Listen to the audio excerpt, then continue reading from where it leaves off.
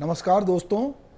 चूँकि चुनाव का समय है और चुनाव के समय हम लोग बहुत सारा हमारे आसपास का जो वातावरण है वो बदलता है और हमको लगता है कि मौसम आया रे, चुनाव का मौसम आया रे, मौसम आया रे, तनाव का मौसम आया रे। पर ये मौसम किस तरह से आता है और इसका असर पूरी दुनिया में किस किस तरह से प्रकृति के कारण पड़ता है, इस पर हम बातचीत करेंगे। और चुनाव को लेकर, राजनीति को लेकर हमारे साहित्यकार क्या सोचते हैं, क्या लिखते रहे, थोड़ी बातचीत साहित्य से भी हम चुनाव को और राजनीति को जोड़ना चाहते हैं। कबीर जी से मैं अपनी बात शुरू करना चाहता हूं कि कबीरा आप ठगाइए और न ठगिए कोय, आप ठगे सुख होत है और ठगे दुख होए। तो मैं सबसे यही कहूँगा कि चुनाव है, इसमें ना तो आप ठगें ना ठगाएं, ना किसी को ठगने का मौका दें, क्योंकि कबीर कहते हैं कि कोनो ठगवा नगरिया लूटल हो। तो हम ये देखते हैं कि चुनाव में हमारा वोट बहुत कीमती है और हमको वोट कैसे देना चाहिए। अब हम देखते हैं कि हमारे देश में जो अलग अलग साहित्यकार हुए हैं, चाहे उन्होंने गद्य में रचना की हो, पद्य में रचना की हो, वो किस तरह उन्होंने चुनाव को लेकर, राजनीति को लेकर अपनी रचनाएं की हैं, इन पर हम बात करेंगे। पर इसके पहले हम बात करना चाहते हैं जापान की। जापान में हाइकू जो कविता होती है, जो हाइकू कवि होते हैं, वो मौसम पर कविताएं लिखते हैं। मौसम वहाँ बहुत बदलता है तो वो मौसम को लेकर कविताएं लिखते हैं। क्लाइमेट चेंज दुनिया भर में एक बड़ी समस्या के रूप में पर्यावरणविद के बीच में चर्चा का विषय है। इसका बड़ा बुरा असर जापान के साहित्य जगत में नजर आ रहा है। यहाँ बढ़ती हुई गर्मी के चलते साहित्यकार नई रचना नहीं कर पा रहे हैं। दरअसल साहित्यकार अपने आसपास घटने वाली हर घटना से प्रभावित होते हैं। हम किसी भी देश में सभी लोगों को समान अधिकार के लिए, समान अवसर के लिए लोकतंत्र की बात करते हैं।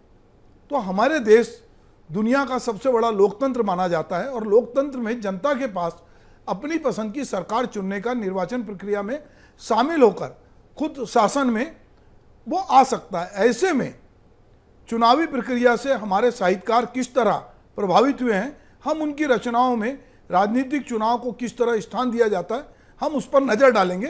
पर उसके पहले मैं जैसा आपसे कह रहा था कि जापान में चूंकि गर्मी पड़ रही है और लगातार वहाँ के जो कवि हाइकू कविता लिखते हैं, उनको अब मौसम चूंकि बदल नहीं रहा है तो वो छोटी कविताएं जो लिखते थे वो नहीं लिख पा रहे हैं। पर हमारे देश में हम देखते हैं कि सब तरह का मौसम है और तमाम विपरीत परिस्थिति के बाद भी हमारे कवि, चाहे उनको सजा दी गई हो, जेल में डाला हो, किसी भी शासन में, पर उन्होंने कभी वो डरे नहीं।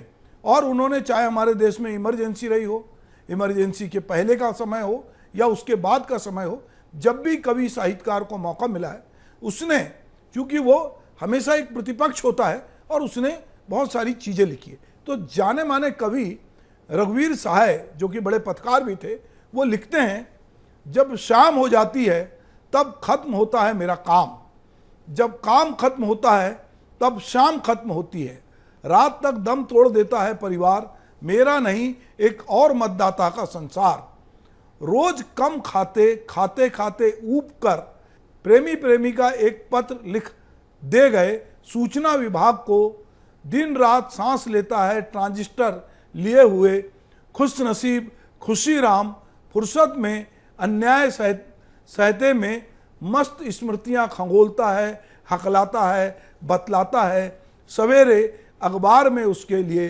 खास करके एक पृष्ठ पर दुम हिलाता संपादक पर एक गुरगुराता है, एक दिन आखिरकार दोपहर में छुरे से मारा गया खुशीराम, या अशुभ दिन था, कोई राजनीति का मसला देश उस वक्त पेश नहीं था, खुशीराम बन नहीं सका कत्ल का मसला, बदचलनी का बना उसने जैसा किया वैसा भरा, इतना दुख मैं देख नहीं सकता, कितना अच्छा था छायावादी एक दुख लेकर वह एक गान देता है, कितना कुशल था एक प्रगतिवादी हर दुख का कारण वह पहचान लेता था, कितना महान था गीतकार जो दुख के मारे अपनी जान लेता था, कितना अकेला हूँ मैं इस समाज में जहाँ सदा मरता है एक और मतदाता।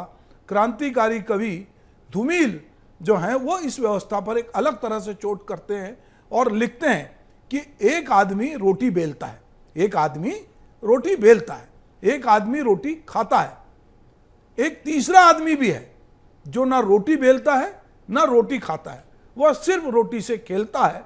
मैं पूछता हूं यह तीसरा आदमी कौन है? मेरे देश की संसद मौन है।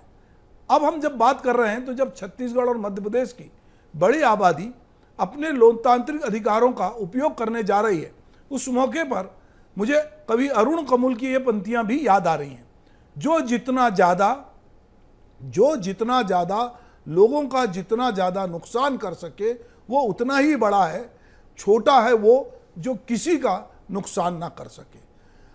उस हर बात में राजनीति है, जहां दो में से एक को चुनना पड़े, कम से कम कपड़े, अश्लीलता नहीं, अश्लील है जरूरत से ज़्यादा कपड़े। जो सरकार ऊपर से कुछ ना करे वह अमीरों का काम सबसे अच्छा करती है। सितारा बनने से अच्छा है गंदी गली का लैंप पोस्ट बनना, कवि की इच्छा है। हमारे समय के राजनीतिक से जो राजनीति से बहुत जागरूक हैं, जो ब्यूरोक्रेट रहे हैं, जिन्होंने कला संस्कृति में बड़ा मध्य प्रदेश में, देश में काम किया है, और जो बड़े कवि भी हैं और जो इस समय लगातार जो है प्रतिपक्ष की भूमिका में रहते हैं और बहुत सारी चीज़ों पे समाज को जागरूक करते हैं, ऐसे आईएएस अधिकारी, वरिष्ठ नौकरशाह, वरिष्ठ कवि अशोक वाजपेयी कहते हैं, जब सब जय जयकार कर रहे थे तो तुम क्या कर रहे थे? जब सब जय जयकार कर रहे थे तो तुम क्या कर रहे थे? चुप था, जय जयकार में शामिल नहीं था, माना कि चुप थे। पर इसका अर्थ सहमति भी तो हो सकती है। सही है, पर जानता हूं कि सहमत नहीं था, ना हूं, मेरे लिए वह काफ़ी है। दूसरे क्या सोचते हैं इसकी मुझे चिंता नहीं। तुम्हें पता है कि तुम्हारे जैसे कितने हैं? नहीं, बहुत नहीं होंगे, ऐसा अंदाज है। पर इससे क्या, हमारे समय में सच लगातार अल्पसंख्यक होता जाता है। या कैसे कह सकते हो कि सच तुम्हारे पास है? नहीं कह सकता। उसके होने और वह भी मेरे पास होने, दोनों में शक करता हूँ, पर उस पर अड़े रहने के अलावा और चारा ही क्या है? इस तरह अकेले पढ़ते जाने से क्या हासिल? कुछ नहीं। यूं अकेलापन हासिल करना हमारे चीख पुकार और भीड़ भरे समय में कितना मुश्किल है। हो सकता है कि तुम्हारी समझ का दिवाला निकल गया हो और तुम सच्चाई को ठीक से समझ नहीं पा रहे हो। बिल्कुल हो सकता है। सारे शकों के बावजूद अकेलेपन और अंतःकरण पर भरोसा है, समझ पर नहीं। सच्चाई में थोड़ा बहुत हिस्सा है, पर औरों का हिस्सा मेरे से कहीं ज़्यादा है। थोड़ी सी सच्चाई से संतुष्ट नहीं, अपनी सच्चाई, अकेलेपन और अंतःकरण सभी से असंतुष्ट हूँ, पर उनका साथ नहीं छोड़ सकता। कवि होने का अब अर्थ बचा है।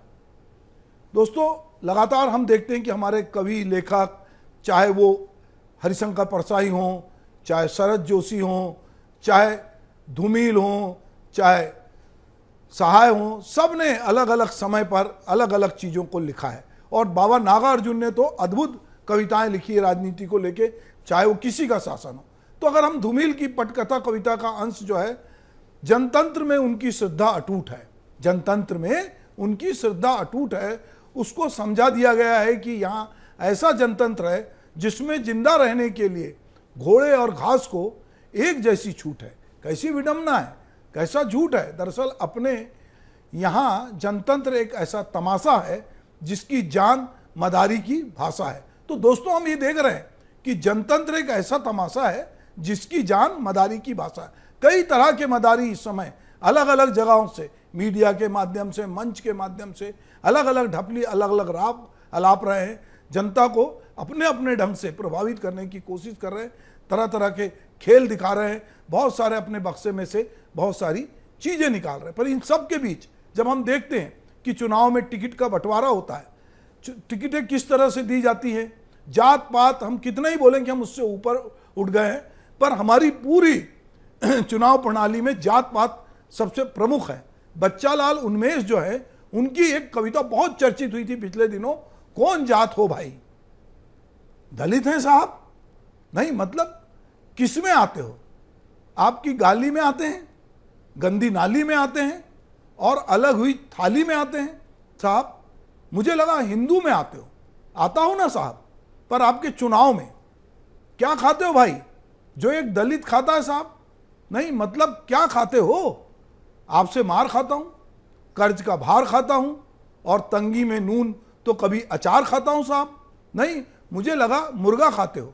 खाता हूं ना साहब, पर आपके चुनाव में क्या पीते हो भाई, जो एक दलित पीता है साहब? नहीं, मतलब क्या क्या पीते हो? छुआछूत का गम, टूटे हुए अरमानों का दम, और नंगी आंखों से देखा गया भरम साहब? नहीं, मुझे लगा शराब पीते हो। पीता हो ना साहब, पर आपके चुनाव में क्या मिला है भाई, जो दलितों को मिलता है साहब? नहीं, मतलब क्या क्या मिला है? जिल्लत भरी जिंदगी, आपकी छोड़ी हुई गंदगी, और तिस पर भी आप जैसे परजीवियों की बंदगी साहब? नहीं, मुझे लगा वादे मिलते हैं ना साहब, पर आपके चुनाव में क्या किया है भाई, जो दलित करता है साहब? नहीं, मतलब क्या क्या किया है? 100 दिन तालाब में काम किया है, पसीने से तर सुबह को शाम किया है, और आते जाते ठाकुरों को सलाम किया है साहब? नहीं, मुझे लगा कोई बड़ा काम किया है ना साहब, आपके चुनाव का प्रचार। तो दोस्तों, ये अलग अलग तरह से, चाहे दलित कवि हो, चाहे कोई और कवि हो, हर कवि ने अपने अपने समय, अपने अपने जो सच्चाई है उसको बयान किया है। अब एक बात करते हैं एक राजनेता की, जो लोगों में बहुत प्रिय थे और जो कवि हृदय भी थे, और जिनको बहुत सारे बातचीत के बावजूद जिनके प्रति लोगों की श्रद्धा थी, वो पूर्व प्रधानमंत्री अटल बिहारी वाजपेयी की कविता है। बेनकाब चेहरे हैं, दाग बड़े गहरे हैं, टूटता तिलस्म है, आज सच से भय खाता हूँ, आज सच से भय खाता हूँ, गीत नहीं गाता हूँ, लगी कुछ ऐसी नज़र, बिखरा शीशों का शहर, अपनों के मेले में मीत नहीं पाता हूँ, गीत नहीं गाता हूँ, पीठ में छुरी सा चांद, राहु गया रेखा फान, मुक्ति के क्षणों में बार बात बन जाता हूँ, गीत नहीं गाता हूँ।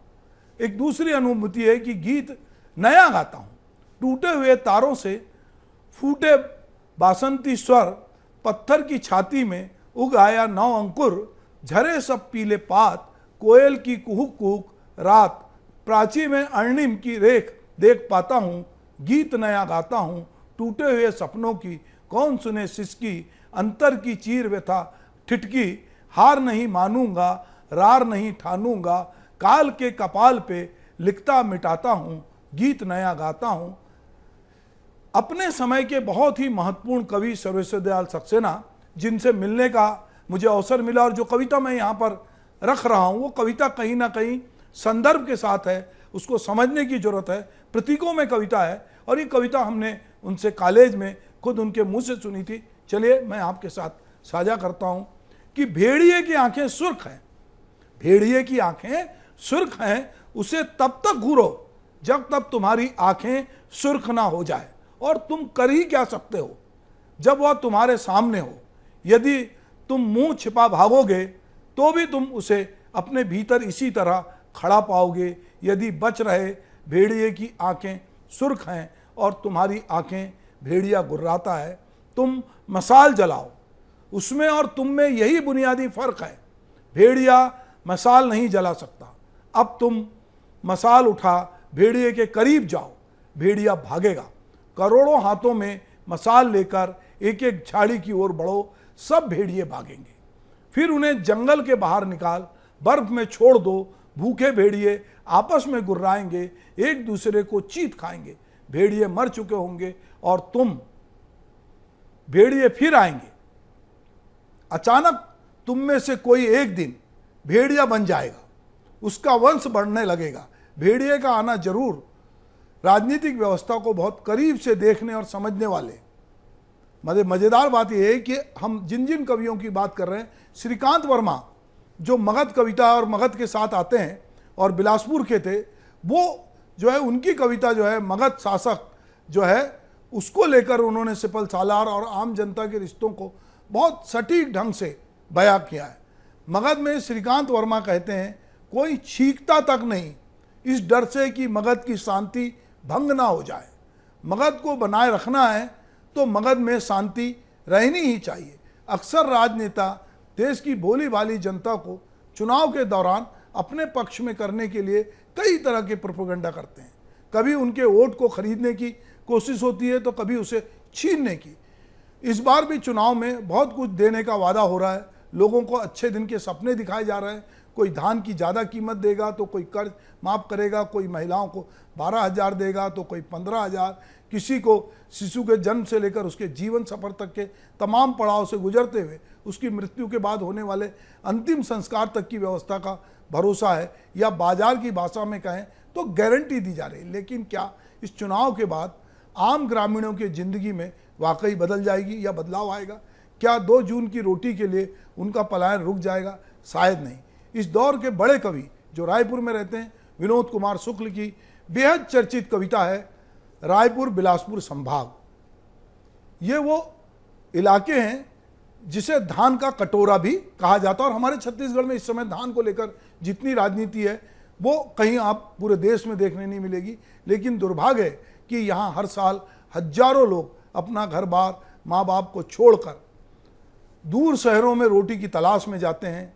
इन भोले भाले लोगों को इस जो मार्मिक यात्रा है उसमें विनोद जी की कविता, जो कि एक लंबी कविता है, बहुत बेहतरीन ढंग से उन्होंने इसको रखा है। मैं उसका एक अंश आपके साथ साझा कर रहा हूँ।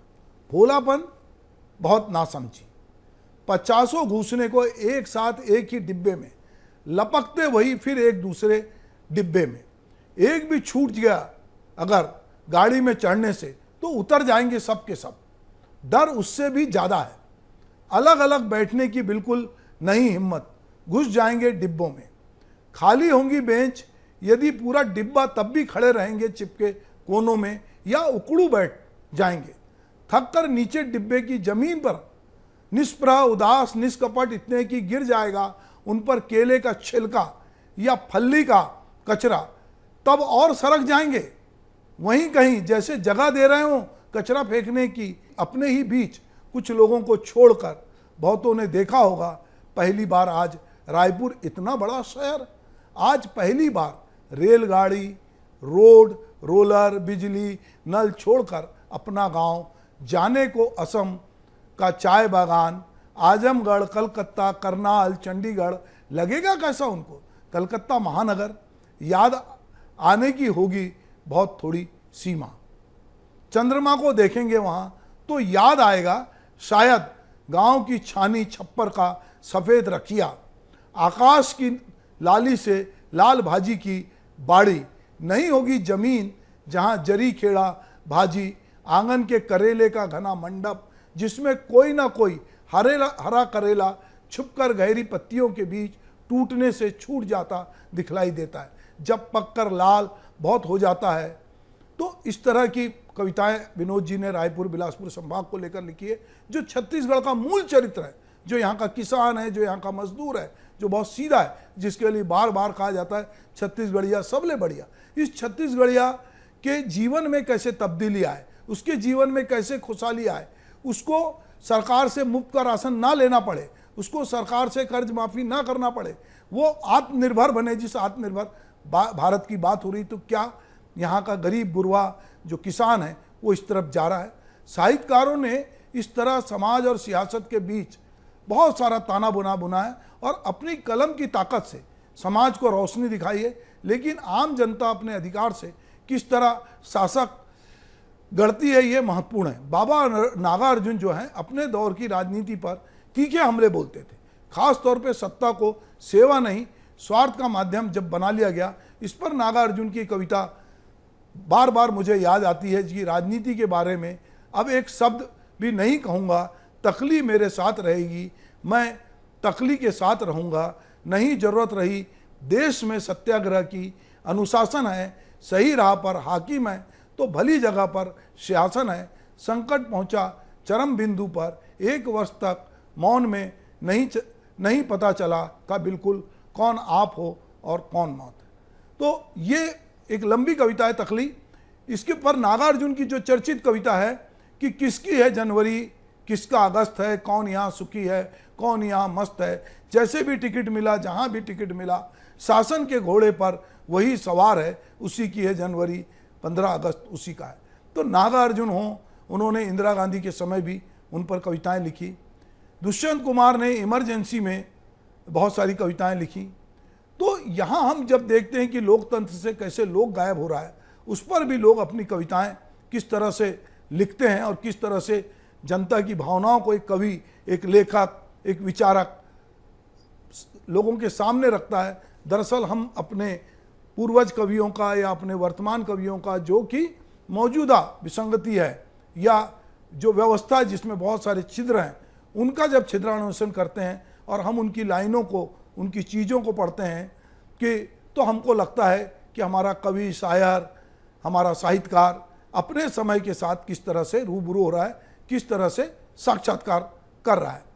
तो अभी तक मैं बहुत सारी कविताओं की बात कर रहा था, पर जैसा मैंने कहा कि हरिशंकर परसाई हों, चाहे शरद जोशी हों, लतीफ़ घोंगी हों या बहुत सारे हमारे देश के व्यंगकार हों, उन्होंने समय समय पर बहुत सारी चीज़ों को लेकर, खास करके अलग अलग रूपक के जरिए उन्होंने छोटी छोटी कहानियाँ और छोटे छोटे किस्से लिखे हैं, जिससे हमको पता चलता है कि किस तरह से हमारे लेखक, कवि, साहित्यकार जो हैं वो डेमोक्रेसी में विश्वास भी करते हैं और मतदाता को भी सजग करते हैं, जनता को भी सजग करते हैं और उसके भीतर जो परत दर क्या चीज़ छिपी है तो वो चीज़ें उजागर करते हैं।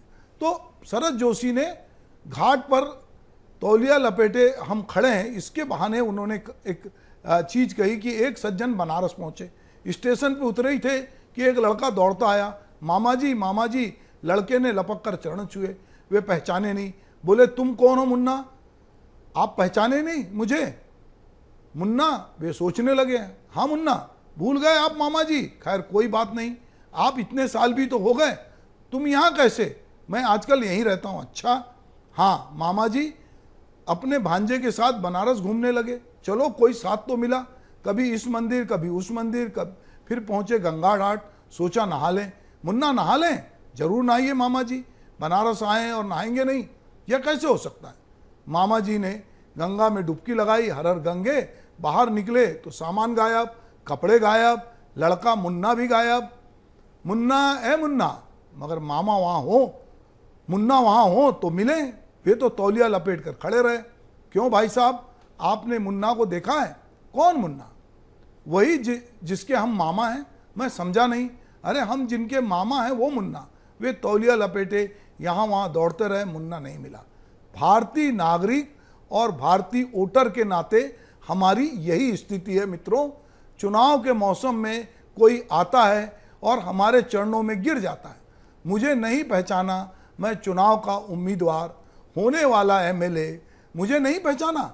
आप लोकतंत्र की गंगा में डुबकी लगाते हैं, बाहर निकलने पर आप देखते हैं कि वह शख्स जो कल आपके चरणों को छूता था, आपका वोट लेकर गायब हो गया, वोटों की पूरी पेटी लेकर भाग गया। समस्याओं के घाट पर हम तौलिया लपेटे खड़े हैं, सबसे पूछ रहे हैं, क्यों साहब, वह कहीं आपको नजर आया? अरे वही जिसके हम वोटर हैं, वही जिसके हम मामा हैं। अनजान व्यक्ति को भांजा मान लें तो यूं ही धोखा खाएंगे और 5 साल इसी तरह तौलिया लपेटे घाट पर खड़े रहेंगे। बुद्धिमानी इसी में है कि लोकतंत्र की गंगा में मतदान रूपी स्नान तो अवश्य करें, लेकिन अपना वोट रूपी सामान किसी अनजान भांजे को ना सौंपें, सोच समझ कर चुनें, सही को सही चुनें। राजनीति और साहित्य के बीच चोली दामन का साथ रहा है। इस पर एक घटना को याद आती है। दरअसल एक बार लाल किले पर कवि सम्मेलन हो रहा था। तत्कालीन प्रधानमंत्री जवाहरलाल नेहरू मुख्य अतिथि के तौर पर पहुंचे थे और कवि रामधारी सिंह दिनकर भी वहां कविता पाठ करने आए थे। मंच पूरी तरह तैयार था। पंडित जवाहरलाल नेहरू और दिनकर जी मंच की सीढ़ियों पर चढ़ रहे थे। इतने में एकाएक प्रधानमंत्री नेहरू का पांव डगमगा गया और दिनकर जी ने उनका हाथ पकड़कर उन्हें संभाल लिया। इसके बाद नेहरू जी ने दिनकर जी को धन्यवाद कहा तो दिनकर जी दिनकर जी आपने मुझे संभाल लिया। इसके जवाब में दिनकर जी ने जो कहा वो एक इतिहास बन गया। रामधारी सिंह दिनकर ने कहा कि इसमें धन्यवाद की कोई बात नहीं है नेहरू जी, राजनीति जब जब लड़खड़ाती है साहित्य उसे ताकत देता है। इस तरह साहित्य और सियासत ने एक दूसरे को समय समय पर प्रभावित किया है। तो हम जब ये बात कर रहे हैं तो हरिशंकर परसाई की कालजयी हम बिहार से चुनाव लड़ रहे हैं। भगवान श्री कृष्ण को लगता है कि बिहार में उनको मानने वाले उनके भक्तगण बहुत हैं, और अचानक भगवान श्री कृष्ण बिहार में प्रकट होते हैं चुनाव के समय, और फिर वो चुनाव की पूरी प्रक्रिया में जाते हैं। पर अंत में उनको समझ में आता है कि ना उनको भगवान होने के नाते, ना उनको यादव होने के नाते उनको वोट नहीं दे रहे हैं लोग, और भगवान बहुत प्रभावित होते हैं। तो वोटों का अपना एक गणित होता है, जिसमें हम देखते हैं कि किस तरह से हमारे देश में अलग अलग तरह से मतदाता को प्रभावित किया जा रहा है, और चुनाव का अपना एक नज़रिया भी होता है लोगों का। और इसमें यदि भगवान भी आ जाते हैं तो वहाँ पर भी भक्त जो है जाति पाति में बटे हैं, ऊंच नीच में बटे हैं, और भगवान श्री कृष्ण बहुत व्यथित होकर लौटते हैं। ये एक फैंटेसी है जो हरिशंकर परसाई ने रची है। तो हरिशंकर परसाई ये भी कहते हैं कि हमारे देश के बुद्धिजीवी शेर हैं, पर वो सियार की शादी में बैंड बजाते हैं। तो दोस्तों, हमारे पास कहने के लिए बहुत लंबी फहरिस्त है। हम जाने कितने साहित्यकार, हमारे पुरोधा साहित्यकार, चाहे हम नागार्जुन की बात करें, मुक्तिबोध की बात करें, शमशेर की बात करें, दुष्यंत कुमार की बात करें, रघुवीर सहाय की बात करें, हरिशंकर परसाई की बात करें, हम शरद जोशी की बात करें, लतीफ घोंगी की बात करें, विनोद कुमार शुक्ल की बात करें, हम बहुत सारे साहित्यकार, कोई भी साहित्यकार राजनीति से प्रभावित नहीं है, अपने समय की विसंगति से प्रभावित नहीं है, और उसने जब जब उसका मन किया है उसने बहुत सारा ऐसा रचा है जो लोगों को अभी तक याद है।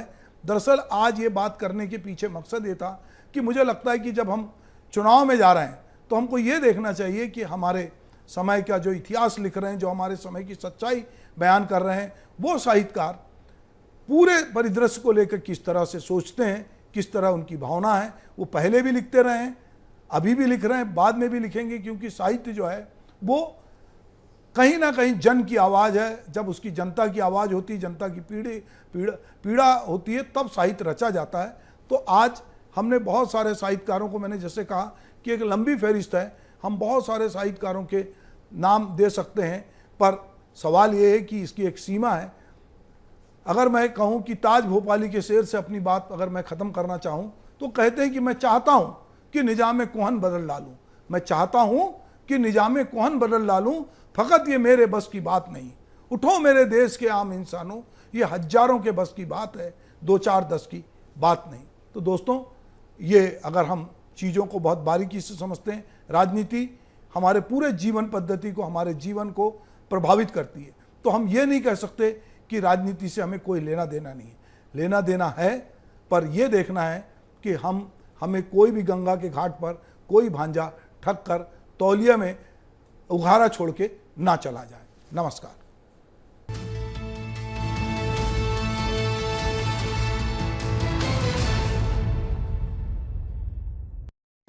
दिन भर की हर हलचल, हर अपडेट्स पर हमारी नजर, सियासत बैठी किस करवट, मुद्दा जनता से जुड़ा, किससे राजनीति के, तमाम तस्वीरों के साथ हम आपको रखेंगे बाखबर। जुड़िए मेरे साथ हर शाम 6 बजे न्यूज रूम लाइव में, सिर्फ एशियन न्यूज पर।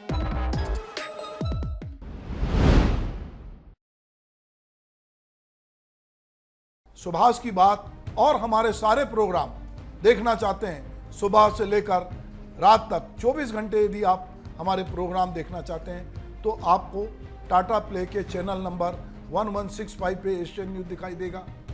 हम आपको बहुत सारे प्लेटफॉर्म पे दिखेंगे। हम बहुत तेज़ी से अपनी पहचान बनाते, एक नई उम्मीद गढ़ते आपको नज़र आएंगे। हमारे सभी कार्यक्रम एक से बढ़कर एक हैं, तो आइए और ज़रूर देखिए हमारा एशियन न्यूज़, जो इस पूरे टीवी की दुनिया में एक नए तरह का प्रयोग है, एक नई तरह की विश्वसनीयता है। हम केवल खबरों से वास्ता रखते हैं, हम खबरें दिखाते हैं, और जो खबरें तथ्यपरक होती है वो दिखाते हैं। हम किसी का एजेंडा सेट नहीं करते। हम हैं एशियन न्यूज़।